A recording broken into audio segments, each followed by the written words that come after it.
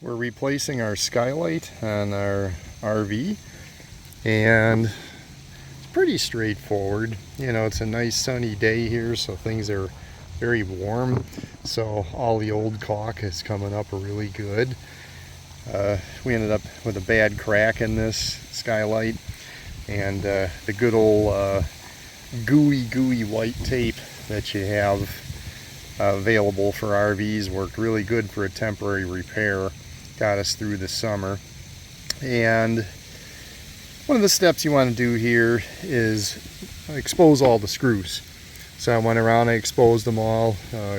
On this screw here, they were a 1/4 inch socket, so I had those with my screw gun here, and expose them all, unscrew them, and then I'll make my way around and slowly lift it with, I got various putty knives. Be very careful, because in our case here, this is a rubber roof, EDPM. So you want to make sure that you're using nice dull ones. That's why these are old, and I'm using them nice and dull, because yeah, especially if you got a new one or some tool that's very sharp, you can cut this rubber, and that would be a real problem. So make sure, in my case, they're nice and old, nice and dull, and they'll be good for getting this caulk off of the rubber roof. Yeah, you want to scrape the caulk off of the top surface here so you can see where you're at with your putty knife, so you're getting just underneath the lip of the skylight. Otherwise you could end up kind of digging down into the roof or something. And so cut this back first on top, and then you can get right underneath the actual skylight with the putty knife, so you're kind of going in very horizontal so you don't dig into the roof. Alright, we got all the way around the bottom of this with the putty knife, and it's loose. So yeah, we're going to be pulling this off now. We'll get this old skylight off of here, and got a lot of cleanup to do to get it ready for the new one. Using the old skylight as a dumpster now, but boy, you can sure see on the inside how pretty it is. The sun really does its thing on this plastic. But yeah, the new skylight's going to be real pretty. So here's the opening, and that's got to be all cleaned up.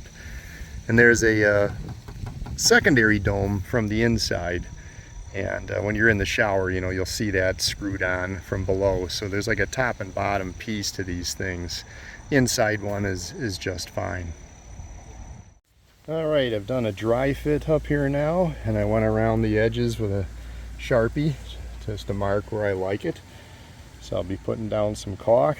Now the base here, I didn't go nuts trying to get all that old caulk off, because that rubber roof was kind of moving around, and you know, it's a 16-year-old rubber roof. So I wasn't going to go crazy trying to make it 100% perfect clean. I did wipe it down thoroughly with some old rags and alcohol. You know, being rubber, I don't know, some people say they use a little mineral spirits or something, but I'm just not gonna. I mean, they tell you not to use mineral spirits on these EDPM roofs, rubber roofs. So I just went with the alcohol.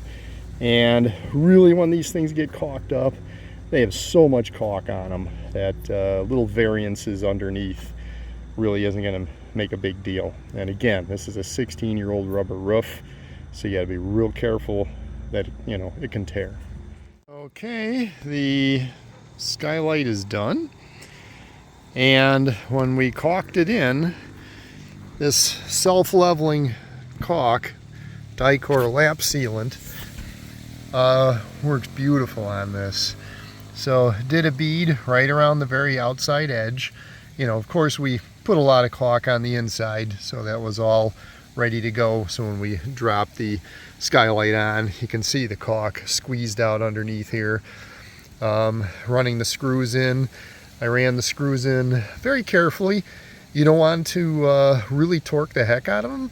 You just want to make sure it draws the caulk down, and you know, just barely put some stress holding down, because you know, the plastic, otherwise you're going to crack that plastic. So got to be in a sweet spot there, you know, with tight plenty tight enough so this caulk squeezes out underneath, and do not over tighten them. So ran a bead all the way around the very outside perimeter, because when this got pulled down by the screws, caulk oozed out. I just left it. So I also went around with a bead around the very outside edge of this Skylight. And then I ran a bead on the inside right up against that caulk that I had laid, and also went around all the screws.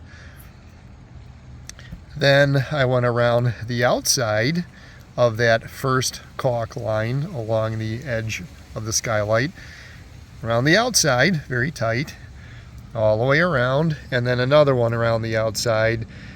So it was like 4 strips of caulk, and just one kind of on top while this is all kind of gooey, because this stuff, it'll sit there like a bead of caulk, and as you can see, it smooths out just beautiful. That's why it's called self-leveling.